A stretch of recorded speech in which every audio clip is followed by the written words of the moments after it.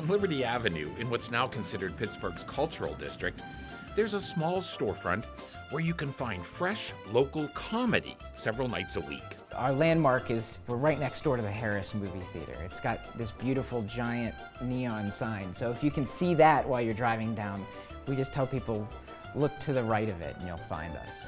I do think location has a lot to do with it. There's nothing else like this downtown at all. It's called Arcade Comedy Theater. I like the idea of the arcade like at Kennywood, where it's eclectic. I know that sometimes we get confused for the arcade food court down the street. Because we don't just have one kind of comedy down here, we have sketch and improv and stand-up and musical. Something about the idea of when you go into an arcade, there's lots of fun stuff to do and there's lots of variety. Spoken word, different things. So our hope is that you'll find something that you enjoy at Arcade. The 5 people who founded this theater now call themselves its creative directors, and they can be very serious. Randy Kirk, Michael Rubino, Abby Fudor, Christy Nolan, and a gentleman from Georgia who grew up in Texas named Jethro Nolan. They say that 2 heads are better than 1, so 5 heads are 5 times as good. I think that one of the nice things about the founders of the arcade is that we have complementary skill sets, so that, you know, it's like a good bank robbery team. Like, we got the driver, we got the explosives guy, we got the guy who can do costumes, the sexy lady, all that stuff. I can't tell you how much Food Network I had to watch to learn how to make a taco. We all are improvisers and sketch performers and things like that. We all met at the Pittsburgh Improv Jam. A few years ago, in the early days of 2012, there were a lot of improvisers who met together at the Improv Jam at the Cabaret Theater on Thursday nights. You know, all great ideas, I think, start as musings over beers or coffee or whatever you want to say, over dinner. And the idea just kept growing and growing. We all love improv. You know, I came, coming from Chicago, coming from LA, where you can go and see improv 7 nights a week. I felt sad that here in Pittsburgh, there was 1 night a week at 10 p.m. that we could do some improv. So we always talked about, like, wouldn't it be great if we could do this all weekend, or eventually 5 nights a week, or more often, have more opportunities. There was sort of an idea that downtown needed a place for comedy, a theater that would make comedy accessible and have it at the forefront. Once we realized that hey, this would probably be a pretty good team, we started to get a little bit more serious and approach the Cultural Trust, and from there, once we got the green light, we haven't stopped. It's been full steam ahead. With the help of the Cultural Trust, we got a building and went from there. But the Trust has been very supportive, and I think we fill a nice niche in the cultural district where our ticket prices are low and our audiences tend to skew younger than the regular Trust audiences. To be a live theater, a $10 ticket, you know, everything from the one guy at the microphone doing stand-up to last night we had a Caribbean-themed Christmas sketch show. I don't even totally know what that means.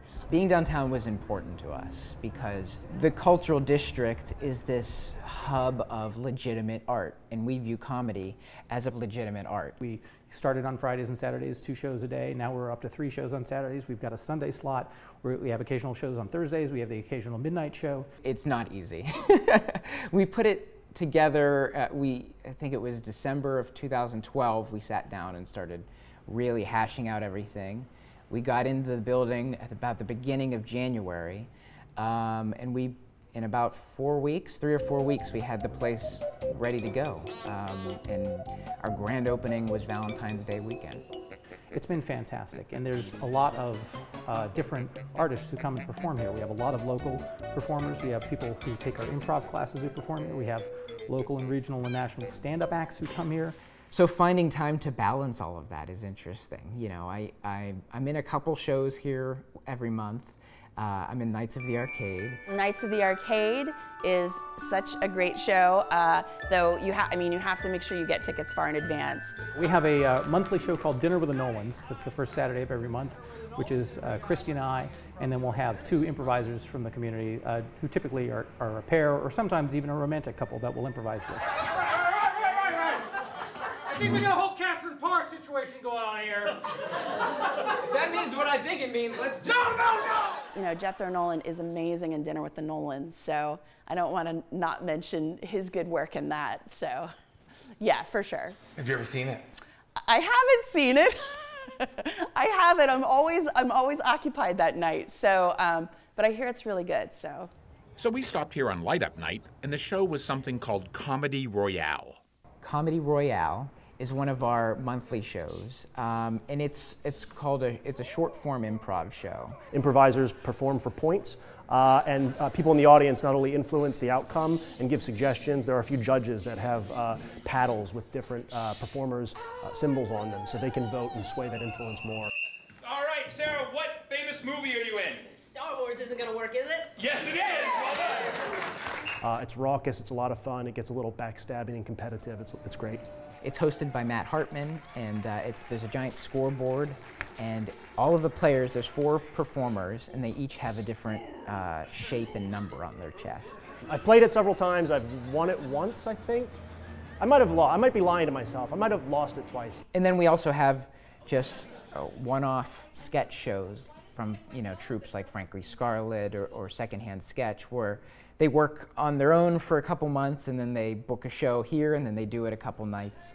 You know, it's a small space. There's only 75 seats and we don't have tables or anything. So the audience is right there, you know, a couple feet from the stage. I would say intimate. It's an intimate space. In fact, we have a lot of stand-ups who prefer that because especially when they're trying out material, you can see the faces of everybody in the house. You feel part of the show. When it's a full house at Arcade, it is one of the best stages to perform. Comedy benefits from having people close in together and feeling maybe a little more threatened. That's why, you know, there are a lot of red curtains and things like that, and they want it dark because it heightens the sense of danger, which helps the comedy. So if all this is intriguing to you, these jokers also offer classes.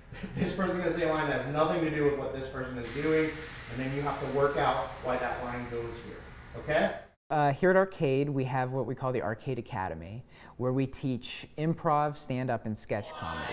Go! Sort of helping people forget all of the rules that they've learned as responsible adults and just be able to enjoy creative play is absolutely a thing that we do here. We were offering just 1, maybe 2 classes at a time, and then it's ballooned now to 10 classes that we offer.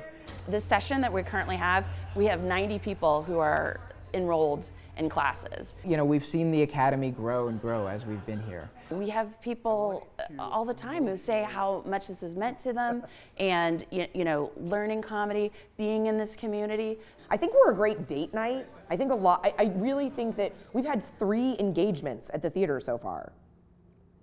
I love being here. I love the energy of this theater. What we would love is for the Arcade to keep on growing and to stay downtown, stay in the cultural district. Being in here, it's very infectious. The comedy, the laughter. People really want more. I meet people all the time, and I mention Arcade, and they've been here 3 times already. I would say we continue to grow. My goal for Arcade has always been 3 things. I want to be the most desirable place to do comedy, to see comedy, or to learn comedy. It's been going so well, I certainly wouldn't want to be the one to say, let's change this and see what happens, right? If it ain't broke, don't fix it. And so as long as we provide great shows that people want to see and provide a great venue that people want to perform in and provide great education that people want to take advantage of and learn, then we're going to continue to grow and do great. So happy anniversary, Arcade Comedy Theater. Keep up the good work.